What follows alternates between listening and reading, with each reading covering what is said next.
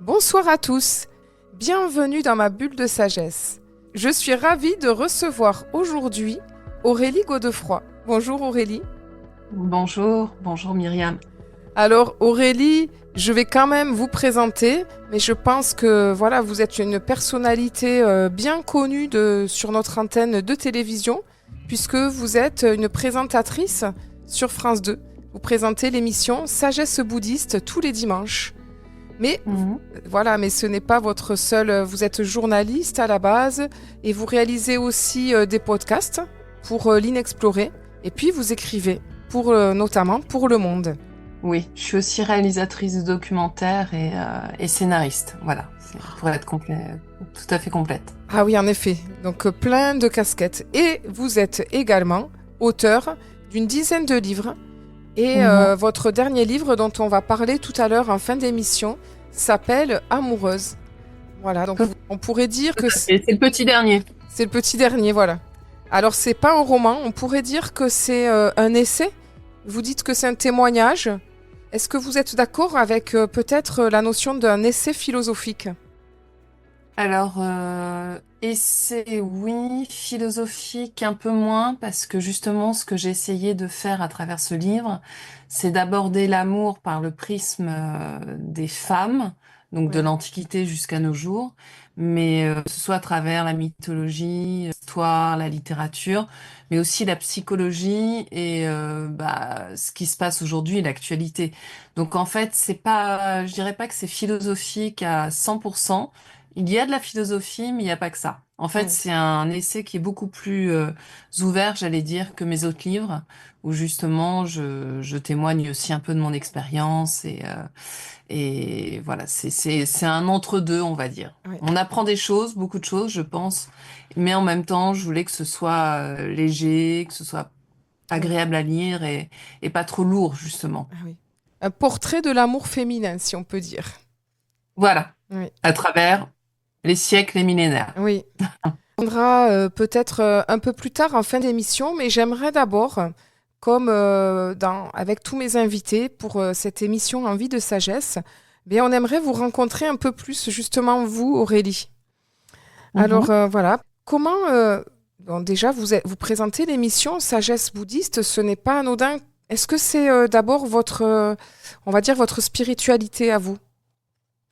Alors, pour répondre à cette question, c'est compliqué parce qu'en fait, le bouddhisme peut être défini comme une religion par certains et comme une philosophie de vie par d'autres. Donc, si vous me demandez si je suis bouddhiste, je vous réponds oui, mais je pratique le bouddhisme en tant que philosophie de vie, mais je refuse de rentrer dans l'aspect religieux, c'est-à-dire avec un maître, avec une sangha, une communauté. Tout ça, ça ne m'intéresse pas. Ce que j'aime, c'est vraiment la philosophie pure du Bouddha et de ses disciples, et bien évidemment tout ce qui entoure ces valeurs qui me semblent vraiment essentielles, surtout à l'époque qu'on traverse actuellement. Et je voulais vous demander, je peux vous demander depuis combien d'années quand même? Je Ah sais oui, à peu. ah bah ça fait 18 ans, 18 ans cette année que je présente les Ah oui. émissions. Je les ai présentées seule et après on a alterné avec une autre animatrice qui s'appelle Sandrine Colombo. Et en fait, on fait un dimanche, on se partage les émissions, voilà, tous les dimanches. Donc à la fois, vous avez allié votre travail, puisque c'est votre métier, avec finalement votre passion et j'imagine que vous avez découvert plein de choses à travers toutes ces rencontres, à travers cette émission du dimanche. Tout à fait, tout à fait. Bah, je dirais que j'ai appris et rencontré beaucoup de personnes et appris beaucoup de choses à travers mon métier de journaliste, de manière générale. Je pense notamment à mes articles pour Le Monde. Là aussi, j'ai pu faire des portraits de personnes qui m'ont beaucoup interpellée et c'est vraiment pour ça que je suis ravie de faire ce métier. C'est-à-dire que le matin, quand je me réveille, me dire que je vais interviewer Christophe André ou Mathieu Ars, c'est toujours vraiment une grande joie. Pour revenir sur les émissions bouddhistes, oui, c'est vrai que au-delà du Dalai Lama, j'ai pu rencontrer d'autres grands maîtres, mais aussi, c'est important pour nous d'inviter des personnes de la société civile, notamment des médecins, des psychiatres, qui peuvent nous aider justement à mieux vivre grâce à des outils qu'on peut piocher, j'allais dire, dans la philosophie bouddhiste. Je pense notamment à la méditation, la respiration et une certaine manière de penser aussi. Et du coup, Aurélie, vous étiez, on peut pas dire prédestinée. Comment en êtes-vous arrivée à présenter cette émission c'est quand même un sujet ciblé, c'est un sujet qui concerne pas forcément voilà, le tout public. Est-ce que vous avez eu une envie particulière ou est-ce que ça vous est tombé dessus? Alors, je dirais que c'est la vie, c'est un concours de circonstances. Je vais être très transparente avec vous. Donc ça fait à peu près 25 ans que je suis journaliste, hein. J'ai travaillé pour différentes chaînes, France 5, M6, Paris Première. J'ai couvert à la fois des sujets d'actualité, des sujets plus de magazines, mais jamais vraiment la spiritualité ni les questions de sens. Et un jour, je suis partie en vacances aux Maldives. Et c'est la période où il y a eu le fameux tsunami, le 26 décembre 2004. Et bon, j'en ai réchappé, on va dire physiquement, en tout cas. Psychologiquement, je sais pas si c'est complètement digéré, je pense pas.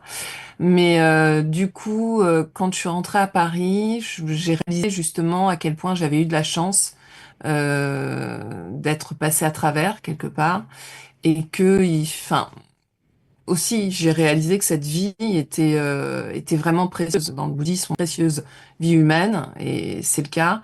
Et je me suis dit qu'il fallait vraiment que je fasse ce que j'avais envie de faire, à savoir répondre à tous ces questionnements que j'avais depuis longtemps sur la vie, la mort, l'amour, enfin tout ce qui nous anime au quotidien, et être peut-être moins dans des sujets superficiels, quoi. Mm. Donc ça, c'est le tsunami, ça a été l'élément déclencheur. Mm. Et je peux vous assurer que c'était assez lourd. Et en parallèle, Frédéric Lenoir, qui dirigeait le Monde des religions à l'époque, m'a demandé de faire quelques articles sur les chrétiens bouddhistes, sur les bouddhistes, sur différentes spiritualités. Ça s'est très bien passé, j'ai adoré faire ça. Et Ouais. ensuite, Comme par hasard, j'allais dire, hein. oui, bah disons qu'on s'est rencontrés sur une émission et quand il a su que j'écrivais aussi, il m'a demandé, on a fait un test, ça s'est bien passé, donc j'ai continué. Donc ensuite à cela se sont ajoutés pas mal de d'écritures, de livres dédiés à la spiritualité, à la psychologie aussi. Enfin moi je préfère parler de questions de sens. Vraiment, c'est Oui, le sens de la vie. Voilà. oui. Mais ça Donc résume très bien. Et voilà, en tout cas, on sent bien quelque part que tout s'est mis en place comme ça dans votre vie pour vous réveiller finalement. oui, oui, oui, me réveiller. Un peu tôt, un peu violemment, Oui, c'était un mais en tsunami. même temps, je suis vraiment très... Enfin, souvent, c'est vrai, ce qu'on me dit, c'est que... Parce qu'encore une fois, ça fait 18 ans que je présente l'émission, mais il y a 18 ans, on me disait, c'est surprenant de voir une personne aussi jeune, puisqu'à l'époque, j'étais jeune, Eh euh, oui. Et vous l'êtes faire toujours? parler de ces sujets-là. Bah, avec 18 ans de plus, hein, Eh oui.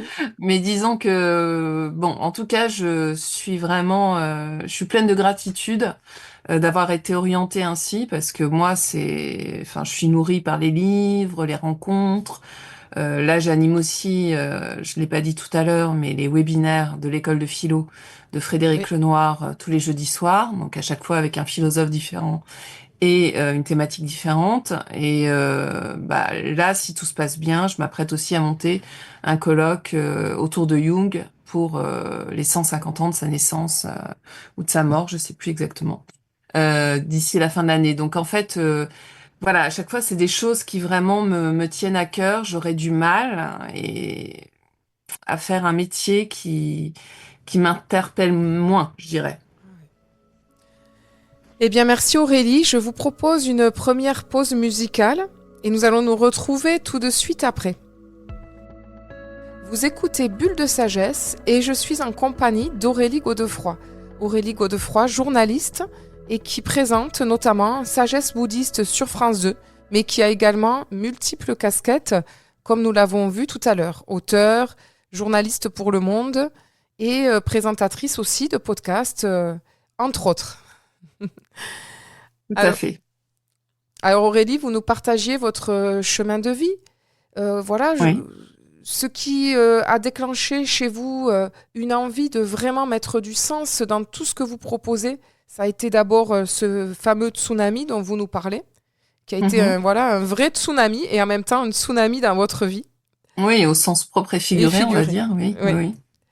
Et j'avais envie de vous demander quelles étaient, est-ce que vous avez eu d'autres épreuves de vie qui ont fait que ben, peut-être vous avez eu besoin d'avoir recours à soit de la philosophie, soit de la sagesse. Vous avez parlé de philosophie de vie tout à l'heure. Mm. Voilà, des pratiques peut-être intérieures. Oui, bah, en fait, moi, je pense que c'est ce qui m'a sauvée parce que, bon, déjà, avec le recul, je me rends compte que, déjà, dès l'enfance, très honnêtement, la famille dans laquelle j'étais était quand même assez dysfonctionnelle. Donc, c'est seulement quand on est adulte et qu'on devient soi-même parent qu'on se rend compte qu'il y a des choses qui n'étaient pas normales. Bon, ça, c'est un premier aspect. Ensuite, effectivement, il y a eu ce fameux tsunami, mais j'ai aussi été victime d'une erreur médicale. Et c'est là où mon ami Frédéric Lenoir m'a beaucoup aidé parce qu'en fait, j'avais forcément beaucoup de colère, hein, Ouais. puisqu'on bon, c'était une maladie assez grave. Et il m'a conseillé justement de diriger cette colère vers la guérison plutôt que de la diriger contre le médecin qui s'était trompé. Justement, il m'avait dit, là, il faut vraiment que tu te ressentes sur toi. Et parce que moi, j'imaginais déjà un procès. Enfin, vraiment, Ah j'étais. oui. Mm. Et il m'avait dit, non, non, c'est important d'abord que tu médites, que tu pries, que tu te remettes vraiment d'aplomb, que cette énergie-là tu la gardes pour guérir. Donc ça, c'était une autre épreuve. Et puis, bon, comme tout le monde, de toute façon, on a tous nos épreuves, mais voilà, des rencontres quelquefois malveillantes qui m'ont obligée notamment à fuir à l'étranger. Donc ça, c'est pas toujours agréable parce qu'on doit tout laisser, son travail, ses amis, sa famille. Donc j'ai pu rentrer ensuite à Paris tranquillement. Et puis, bah, en fait, moi, ce qui m'a vraiment sauvée, c'est effectivement tous ces sages, quelles que soient les époques, les traditions, parce que c'est vraiment important pour moi, enfin, de dire que j'ai travaillé à la fois sur le soufisme, le catholicisme, mais aussi, bien évidemment, l'Orient, Oui. le chamanisme, enfin, tout ça, ça me passionne. Et en fait, il y a eu un deuxième aspect dans ma vie et qui pour moi est vraiment crucial, c'est la naissance de ma fille qui a tout changé. C'est-à-dire que pendant longtemps, je pensais que je voulais pas d'enfant, que c'était pas, j'aurais pas le temps. Et en fait, pour moi, c'est mon principal maître de vie. Et, euh, et donc ça, voilà, c'est un apprentissage au quotidien et je trouve ça à la fois, oui, très beau, très fort, parce que ça permet de rester aussi ancré dans la réalité, dans le quotidien, et de pas uniquement, parce que le danger, quand on est justement dans des domaines un petit peu spirituels, voire ésotériques, ça arrive, on peut assez vite décrocher de la vraie vie, entre guillemets. Mais bon, quand là, on vous apprend qu'il y a une grève à l'école le lendemain, qu'il faut vous organiser très rapidement ou bon voilà que votre enfant est malade ou mais voilà moi je suis vraiment heureuse d'être la maman de cette petite fille qui m'apprend beaucoup tous les jours et c'est ma principale source d'inspiration, j'ai envie de dire, surtout avec ce qui se passe en ce moment. On en reparlera peut-être à l'occasion du livre, mais c'est vrai que les jeunes filles ont besoin d'être orientées, j'ai envie de dire, étant donné le climat ambiant. Et oui, donc en fait, vous avez appris à devenir maintenant, après la femme, ben, c'est la mère, la maman. Ouais. Voilà. Voilà. Elle a Enfin, quelque... j'espère rester femme quand même, hein, Oui, mais quand même. On va aussi en parler, je pense, tout à l'heure. Et je voulais revenir sur de votre témoignage par rapport à cette colère que, voilà, et ce que vous a répondu Frédéric Lenoir. Je trouve ça très beau, puisqu'en fait, c'est ça la résilience, c'est de transformer, voilà, la colère, elle est là. Hein, quelque part, il vous a dit, ben, cette colère, on peut en faire quelque chose, en fait. C'est pas, Oui, elle n'est pas et évacuée, mais elle est à l'alchimiser un peu. transformer. Voilà. Ouais, ouais, Tout à fait. c'est un beau message de résilience, en tout cas. Et est-ce que c'est pas ça, finalement, le cœur de toute spiritualité ou de toute sagesse, transformer nos colères, voilà, Mm, et en faire quelque chose de beau. tout à fait. Ouais. Non, mais tout passe par l'alchimie, ça c'est évident. On nous donne des éléments au départ et après, c'est à nous d'en faire Ouais. ce qu'il y a de meilleur. Et puis pour revenir sur votre témoignage de nous dire, ben, je suis pas que la tête dans les étoiles, puisque ben, quand on a un enfant, on est ramené aux choses très concrètes du quotidien.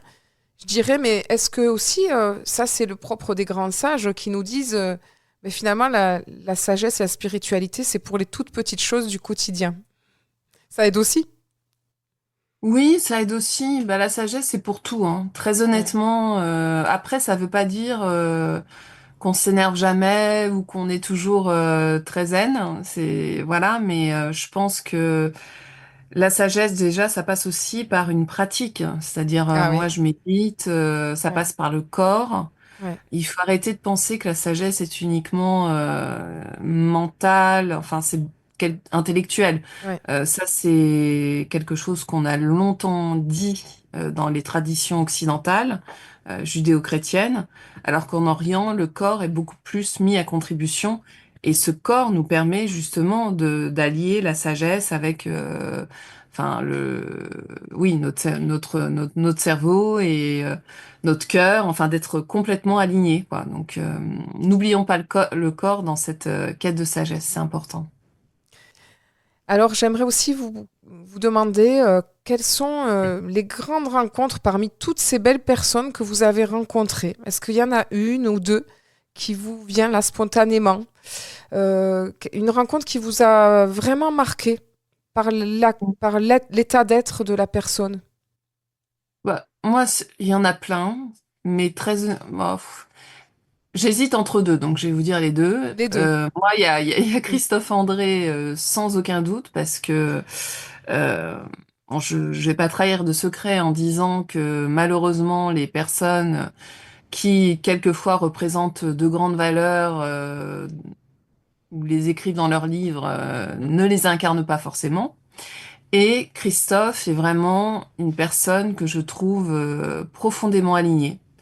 C'est-à-dire que pour moi, il est d'une douceur, d'un calme, enfin, il est vraiment représentatif de ce qu'on peut découvrir dans ses livres. Enfin, c'est vraiment quelqu'un d'exceptionnel à mon sens. Parce que c'est pas facile de rester justement toujours d'un calme olympien. Et la deuxième personne, Souzenel, que vous connaissez peut-être, Oui. qui a beaucoup écrit sur le féminin sacré, justement. Et j'ai eu la chance de la rencontrer, j'ai été la voir, elle avait 98 ans. Donc j'ai été chez elle, elle m'a reçue à Agen et c'était absolument formidable parce que bah, elle avait toute sa tête, on a pu parler de sujets à la fois très profonds, plus légers, on a pu rire, voilà, c'était donc moi ça reste deux rencontres très authentiques et très fortes. Bien, merci Aurélie. Je vous propose une deuxième pause musicale et nous allons nous retrouver tout de suite après.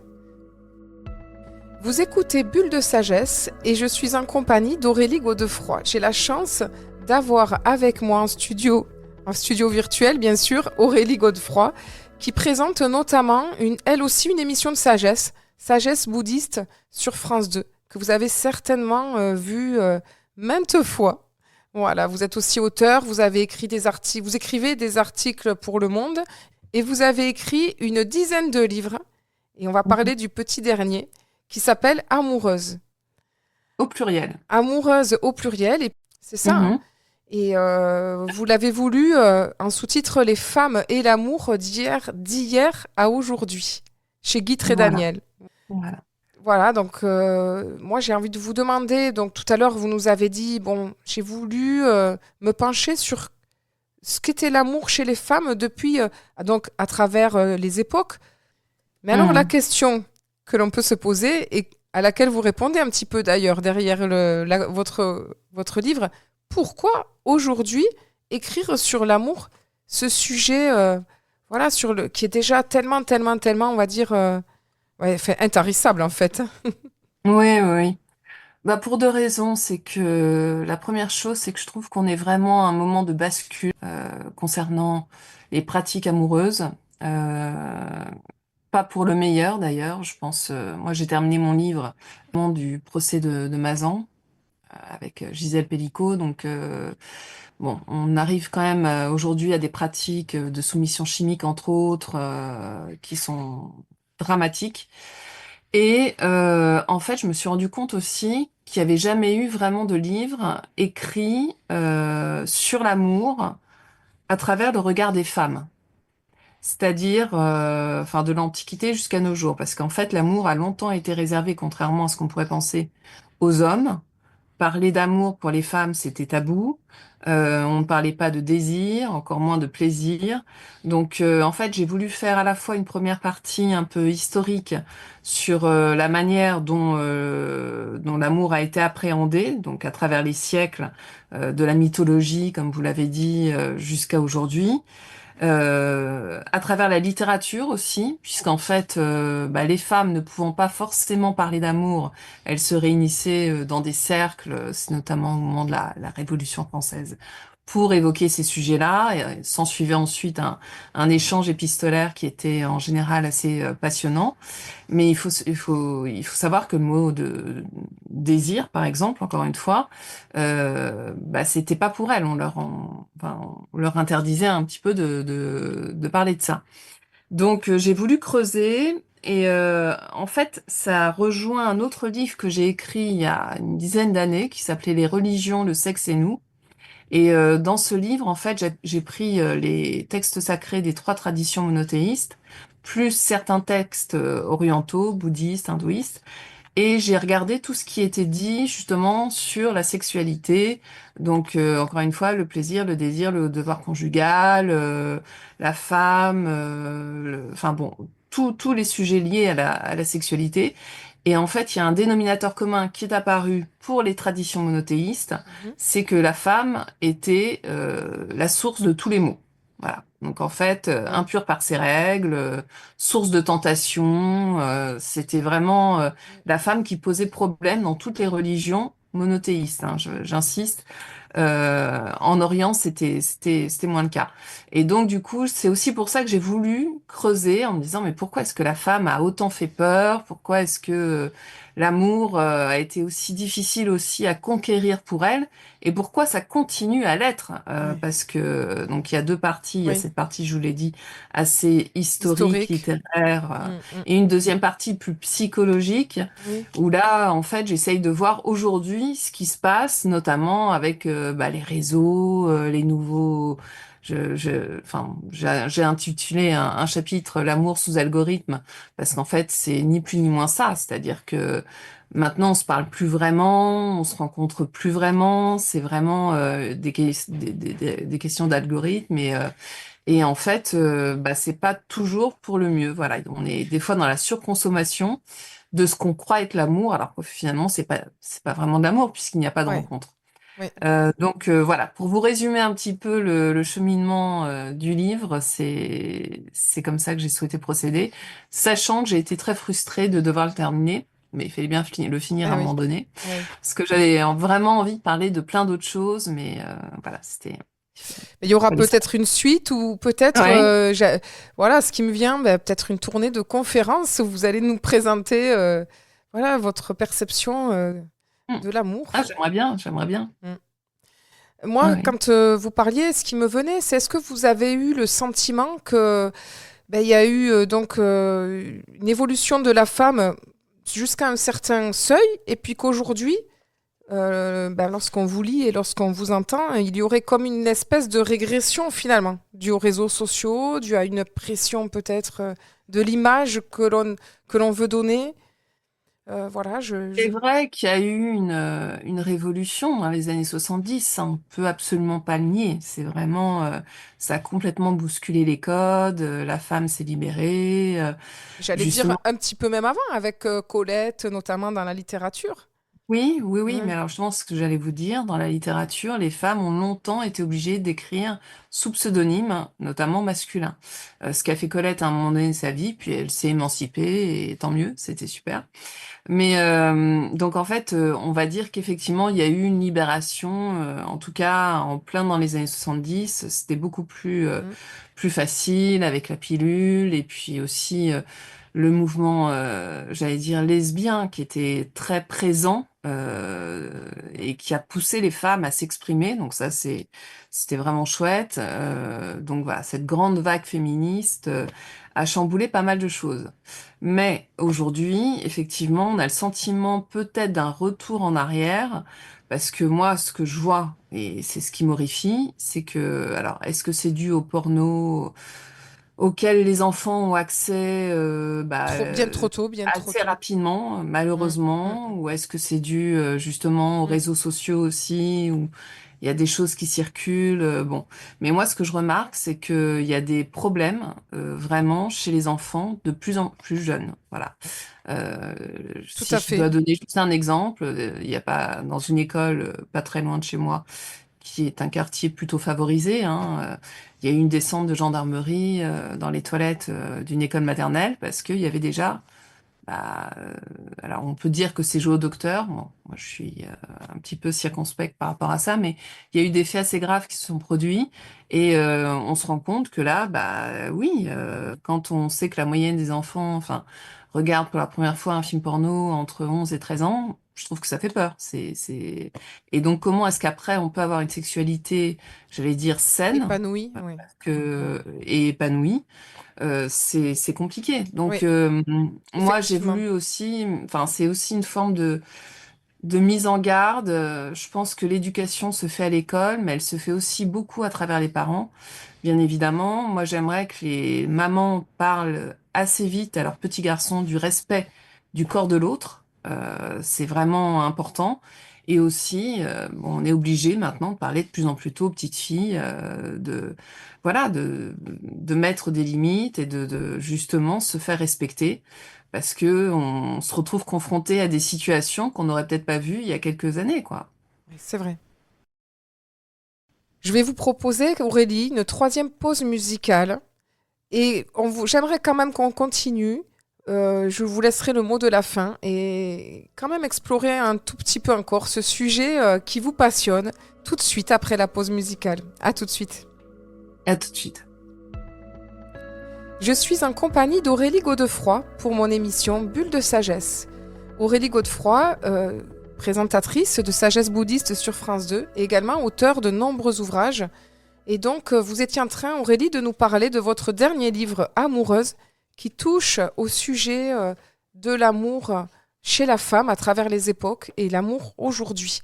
Et on sent que vous nous parlez aussi avec votre cœur de femme et avec votre cœur de maman, avec ce souci de dire, nos enfants maintenant sont confrontés très tôt à une mauvaise image de l'amour finalement. Et c'est vrai, parce que l'amour et même la sexualité n'est présenté que à travers les maladies sexuelles à l'école et au collège ou à travers la pornographie. Et Mm. voilà, je pense même, ce qui me vient là en vous écoutant, c'est on a quand même connu, nous, un peu plus jeunes, ne serait-ce que la séduction, l'approche, les slows, voilà, l'approche amoureuse. On a l'impression qu'aujourd'hui, bah, il n'y en a plus. Non. Il y a très peu d'accès comme ça. C'est compliqué hein, pour des adolescents de s'approcher les uns des autres. Oui, oui, oui, oui, c'est compliqué. Et en plus, ce qui est assez intéressant, c'est de voir que ça les intéresse de moins en moins. C'est vrai. Donc finalement, pourquoi est-ce qu'ils sont aussi entre guillemets dégoûtés de l'amour que, enfin pour ne même plus y rêver, ce qui est dommage parce que l'amour existe et encore une fois, ce livre n'est pas là pour condamner ni les hommes ni tous les schémas amoureux. Justement, j'essaye de parler de tout pour Oui. donner aussi des conseils et encourager les vraies rencontres et que ça se passe pour le mieux à travers des outils divers et variés, quoi. Donc c'est vrai que c'est compliqué aujourd'hui parce qu'on prend pas le temps. Ça dépend aussi, je pense, vraiment de l'endroit où on vit. C'est-à-dire que dans les grandes métropoles, donc que ce soit Paris, Marseille, je sais pas, Bordeaux, bah, finalement, les sites de rencontres, voilà, c'est très rapide, hein. On swipe à droite, à gauche, on va boire un verre, plus si affinité, et puis le lendemain, il y a souvent ces pratiques euh, qui sont pas forcément valeureuses, comme le ghosting, c'est-à-dire disparaître du jour au lendemain pour l'homme donne plus de nouvelles, ce qui peut d'ailleurs aussi arriver de la part de la femme, mais c'est plutôt masculin Oui. comme comportement. Mm. Donc en fait, je pense que effectivement, on est dans une société bah, de consommation, Consommation, c'est ce que j'allais dire. malheureusement, une société Kleenex. Et le grand challenge aujourd'hui, c'est vraiment d'essayer et c'est là où la sagesse intervient à nouveau, de remettre du sens dans cet amour, parce qu'après tout, bon, hier j'ai fait une émission qui était plus liée à la sexualité, mais on était tous d'accord pour dire que la sexualité sans amour, finalement, n'était pas épanouissante. Donc, l'amour de tous les points de vue, Oui. doit être au cœur de nos vies et c'est ce qui doit nous permettre d'avancer. Et d'ailleurs, c'est aussi ce qui nous permet de nous affranchir de nos peurs. S'il n'y a pas d'amour, c'est très compliqué d'aller de l'avant. Et c'est un peu dommage, on n'a qu'une vie, j'ai envie de dire, sauf pour ceux qui croient en la réincarnation. Mais autant faire les choses dans le respect de l'autre, je pense. C'est dans le partage. Et pour reparler du sens, donc qui vous est cher, donner du sens à l'amour, vous abordez aussi dans votre livre que pour pouvoir aimer l'autre, finalement, il faut déjà apprendre à s'aimer soi-même. C'est important pour vous de partager ça. Ah, c'est crucial parce que c'est vrai qu'on assiste, et j'en ai fait partie, à beaucoup de schémas où on passe d'une personne à l'autre, on prend pas le temps de se retrouver ni de se connaître. Et en fait, c'est vraiment, alors il y a deux choses, il y a deux points essentiels. C'est d'abord donc apprendre à se connaître, à passer du temps avec soi-même. Mais ça, c'est dans le processus que décrit Jung, hein. Ça vient avec les années, mais savoir ce qu'on veut, ce qu'on ne veut pas. Enfin, c'est vraiment, il faut prendre le temps, même si c'est pas facile, de se poser les questions, de faire face à son ombre aussi, et bah, peut-être aussi aller chercher dans tout ce qui est mémoire familiale, ce qui a pu nous conditionner dans des Mm. schémas compliqués Oui. pour l'amour. Et le deuxième point, c'est qu'en fait, moi, je pense que c'est important de savoir vivre seul avant de s'engager avec quelqu'un et d'avoir une vie commune. Parce que du coup, en fait, l'autre ne vient pas combler un besoin mais on est indépendant, on est une personne entièrement constituée justement de nos hobbies, de nos envies, voilà, de nos choix. Et en même temps, l'autre, finalement, n'est qu'un plus. Et on n'est qu'un plus pour l'autre. Donc finalement, on est trois et c'est bien, Oui, tout à puisque fait. Mm. personne ne s'efface au profit d'une autre personne. Oui, vous parliez aussi bah, justement que ça permettait d'éviter, par exemple, ce qui est fréquent aujourd'hui chez les jeunes couples et peut-être même les couples un peu plus mûrs, la fameuse dépendance affective. Ouais. Oui. Alors ça, c'est vraiment le fléau du siècle. Et en fait, oui, il y a pas, c'est pas que chez les jeunes couples. Alors moi, vraiment, je remarque, c'est absolument dingue. Des personnes retraitées qui ont vécu 60 ans ensemble, le mari panique aussitôt que sa femme ne rentre pas des courses à l'heure ou voilà. Donc je pense que la dépendance affective, elle est présente depuis toujours. Simplement, la différence, c'est qu'aujourd'hui, on arrive à l'identifier, on arrive à en parler. Donc du coup, c'est plus facile. Mais mais oui, oui, elle a toujours été là. Oui. Après, il faut vraiment apprendre. C'est un vrai travail. Alors moi, je conseille de se faire aider parce que c'est important qu'un psy soit là aussi pour avoir un regard extérieur sur notre propre comportement. Oui. Mais on peut, justement, une fois qu'on a pris conscience de nos Oui. schémas, de nos mécanismes, travailler dessus. Alors encore une fois, ça demande du temps, ça demande des efforts. Mais j'ai envie de dire, on n'a rien sans rien. Et même l'amour, bah, ça se travaille en fait, hein. Oui, l'amour, ça se travaille. Et peut-être qu'effectivement, ça, moi, je pense que ça passe aussi par prendre conscience et accueillir, finalement. Parce que, effectivement, tout vient de nos schémas anciens, de nos traumatismes, entre guillemets, vécus pendant l'enfance. Et donc, il y a des choses qui sont plus fortes que nous. Finalement, Mm. le reconnaître, l'accueillir, c'est déjà la porte ouverte à déjà ben, C'est la première étape. la première étape. Voilà. Eh bien, Aurélie, est-ce que vous auriez un petit mot de la fin à nous partager? C'est bientôt, notre émission va bientôt se terminer. Un mot de la fin. Alors, il est peut-être pas forcément obligatoirement de moi, mais je voulais vous citer cette très belle parole de Victor Hugo. L'amour est une fleur délicate, mais c'est la seule fleur qui ne fane jamais. Et donc, ça rejoint ce que je dis. Si on en prend soin, si on se donne les moyens d'entretenir cette fleur, il n'y a pas de raison qu'on n'y arrive pas.